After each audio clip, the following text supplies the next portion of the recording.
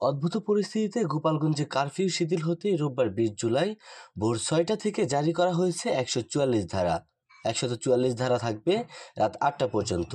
শনিবার ১৯ জুলাই রাত ৮টা থেকে জারি করা কারফিউ শিথিল হয় রোববার ভোর ৬টায়। সাধারণ মানুষের নিরাপত্তার কথা মাথায় রেখে শিথিলের ওই সময় থেকে রাত ৮টা পর্যন্ত ১৪৪ ধারা জারি করে জেলা প্রশাসন। উল্লেখিত সময় জেলায় যে কোনো ধরনের সভা, মিছিল বা জনসমাবেশ নিষিদ্ধ করা হয়েছে। তবে পরীক্ষার্থী, শিক্ষার্থী, সরকারি অফিস এবং জরুরি পরিষেবা সমূহ ১৪৪ ধারার আওতামুক্ত থাকবে।